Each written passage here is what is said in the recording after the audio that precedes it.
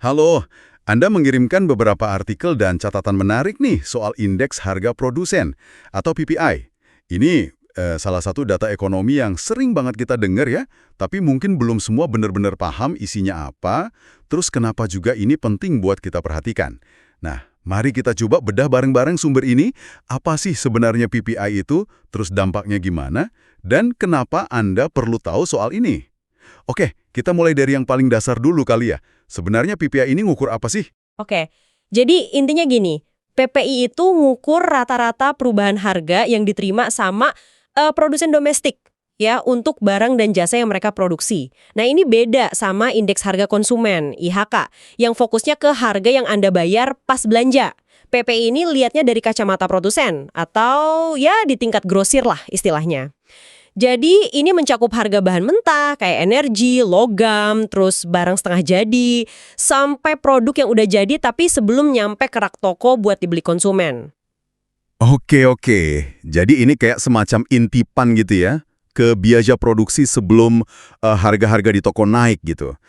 Tapi sepenting apa sih kita ngelacak harga dari sisi produsen ini?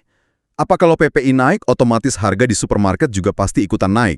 Nah ini nih poin kuncinya, PPI itu sering banget dianggap sebagai leading indicator. Apa ya, kayak indikator awal gitu buat inflasi di tingkat konsumen yang IHK tadi.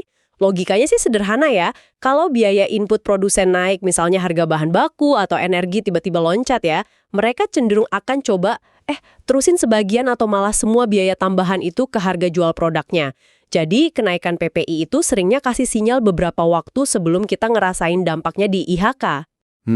Jadi nggak langsung gitu ya?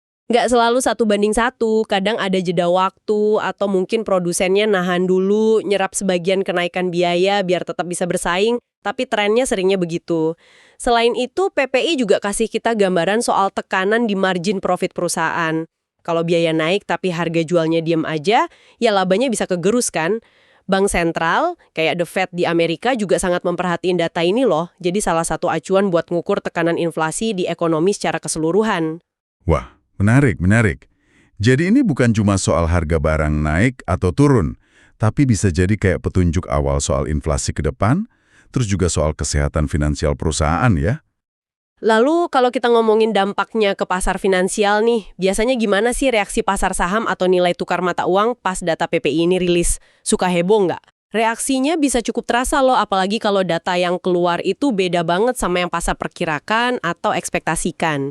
Misalnya nih, kalau data PPI, terutama yang core PPI, itu yang nggak masukin harga makanan sama energi yang suka naik turun drastis, ternyata lebih tinggi dari perkiraan, pasar bisa aja nganggep ini sinyal inflasi yang lebih kuat dari dugaan. Nah, ini bisa memicu beberapa hal. Pertama, di pasar saham, sektor-sektor yang sensitif sama biaya input, kayak manufaktur, konstruksi, atau retail, mungkin bisa tertekan. Kenapa? Ya karena ada kekhawatiran margin profitnya menyempit. Oh iya, masuk akal. Tapi sebaliknya, kalau kenaikan PPI itu di sektor energi misalnya, ya malah bisa jadi positif buat saham-saham di sektor energi itu sendiri. Oke. Terus kalau ke obligasi gimana? Nah, kalau ke pasar obligasi, kekhawatiran inflasi yang naik biasanya bikin investor minta imbal hasil atau yield yang lebih tinggi. Akibatnya, harga obligasi cenderung turun. Kalau ke dolar AS? Untuk mata uang, contohnya dolar AS ya, PPI yang kuat itu bisa bikin orang makin yakin kalau The Fed bakal ngambil sikap lebih hawkish. Hawkish itu maksudnya gimana? Hawkish itu cenderung naikin suku bunga buat ngeredam inflasi. Nah, kalau ekspektasi ini menguat, dolar AS bisa ikut menguat juga. Oh, oke. Terus yang terakhir di pasar komoditas. Kalau kenaikan PPI itu karena harga energi atau logam yang naik misalnya, itu bisa jadi konfirmasi kalau tren kenaikan harga komoditas itu kemungkinan bakal lanjut. Oke, jadi kayak ada efek domino gitu Ya. ya. Data PPI keluar, pasar langsung revisi ekspektasi inflasi, terus muncul spekulasi soal arah kebijakan bank sentral. Nah, ujung-ujungnya berdampak ke macam-macam aset, kayak saham, obligasi, sama mata uang. Paham. Tadi kan sempat disinggung juga bedanya sama IHK atau CPI. Selain soal fokusnya ya, yang satu produsen, satu lagi konsumen. Terus soal timingnya, yang satu leading, yang satu lagging. Ada lagi nggak sih perbedaan mendasar lain yang perlu kita tahu dari kedua indeks ini? Cerita apa sih yang beda dari keduanya? Ada perbedaan penting lainnya itu ada di cakupan sama apa yang diceritain. PPI itu cakupannya lebih luas di rantai produksi.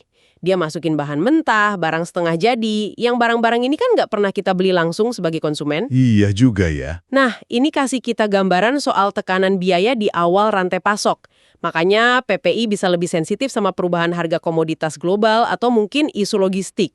Sementara IHK fokusnya ya ke keranjang barang dan jasa akhir yang memang dibeli sama rumah tangga. Jadi IHK lebih mencerminkan daya beli konsumen sama pola pengeluaran akhir. Oh gitu, jadi beda ya cerita yang dikasih tahu. Sah nih nerusin kenaikan biaya ke konsumen.